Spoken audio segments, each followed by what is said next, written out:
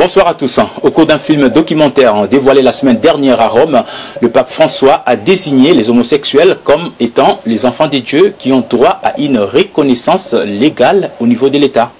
Inconcevable, cette union immorale de personnes de même sexe est bien l'acte abominable qui était à la base de la destruction impitoyable des Sodome et Gomorrhe dans la Bible et qui aujourd'hui constitue un signe avertisseur non négligeable pour l'épouse de Christ.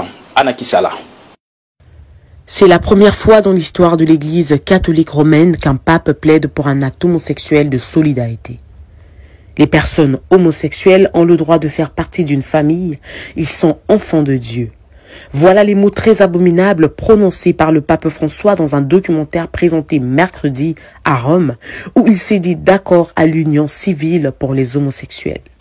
Ce n'est toutefois pas une surprise, car le pape François lui-même avait validé en 2014 la possibilité pour l'Église catholique de reconnaître l'amour des couples homosexuels dans le document préparatoire du synode sur la famille.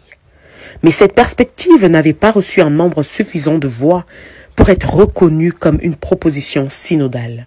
Lorsqu'il était archevêque de Buenos Aires, le souverain pontife a soutenu l'union civile pour les couples homosexuels comme alternative au mariage religieux entre personnes du même sexe. Cependant, devenu pape, l'Argentin se prononce publiquement aujourd'hui en faveur des unions civiles au mépris même de la Sainte Bible qui condamne avec fermeté ces relations immorales. Que dirons-nous? N'est-ce pas là le signe crucial qui nous pointe à la fin des temps? Car l'homosexualité est bien ce péché le plus pervers qui a précédé à l'impitoyable destruction de Sodome et Gomorrhe. Quel temps vivons-nous?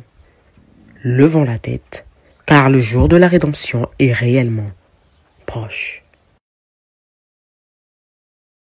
Voilà, la rédemption est réellement proche. Merci Anne.